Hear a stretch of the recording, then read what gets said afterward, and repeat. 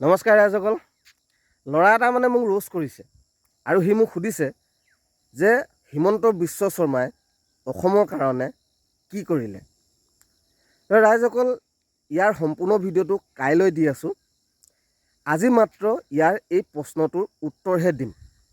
গতিকেলৈ ৰাইজ ভিডিঅ'টো চাব আৰু উত্তৰটো মই শুদ্ধকৈ দিলোঁ নে অশুদ্ধকৈ দিলোঁ আপোনালোকে কমেণ্ট এটা কৰি জনাব। এতিয়া ভিডিঅ'টো চাওক। তেনেকুৱা ধৰণৰ মানুহ হ'ব লাগে, কিন্তু এখেতে মানে বেয়াটোকো মানে ছাপোৰ্ট কৰিছে। আপোনালোকে কওকচোন, বিজেপি চৰকাৰ দিনত কি কি হ'ল?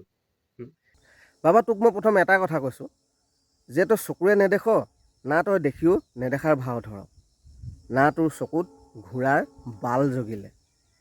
এই চৰকাৰখনে আমাৰ হিমন্ত বিশ্ব শৰ্মা ডাঙৰীয়াই কিমান যে কাম কৰিলে এখন অসমত তই দেখি পোৱা নাই। লাখ লাখ ল'ৰা ছোৱালীৰ কাৰণে চাকৰি উলিয়াই দিলে, লাখ লাখ ল'ৰা ছোৱালীয়ে চাকৰি পালে 1 টকা পইচা নিদিয়াকৈ কষ্ট কৰি। কিমান স্কুল বন্ধ হৈ আছিলে, সেই সকলোবিলাক স্কুল খুলি দিলে।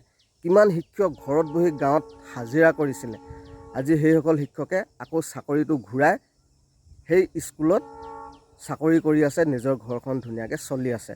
কিমান শিক্ষকে দৰমহা পোৱা নাছিলে, আজিৰ দিনটোত সেইসকল শিক্ষকে দৰমহা মাহে মাহে ক্লিয়াৰ পাই আছে।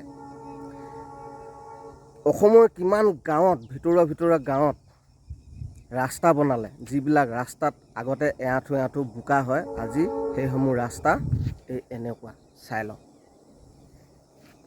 আৰু এই যে মহিলাসকলক আঁচনি খুলি কিমান যে পইচা দিছে কোনো হিচাপ নাই।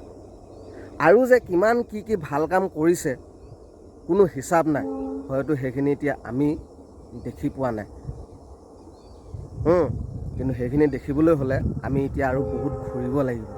তো ইমানখিনি কৰাৰ পিছত আৰু তোৰ কাৰণে কেলা কি কৰিব লাগে বে? তই কোন হয় কেলা? ইমান ডাঙৰ যে এটা প্ৰশ্ন কৰিছ, তই কোন কেলা? এতিয়া তোক সুধিছোঁ মই, তোৰ কাৰণে কি কৰিব লাগিব আৰু? নে তোৰ হগা টিকাটো ধুই দিবগৈ লাগিব নি বিজেপি চৰকাৰখন গৈ কেনে, হিমন্ত বিশ্ব শৰ্মা ডাঙৰীয়া গৈ কেনে? কেলা কথা ক'বলৈ আহিছ, উঠ চেপিলে গাখীৰ ওলাব, বুজিলি? কথাবিলাক অলপ ভালদৰে কবি।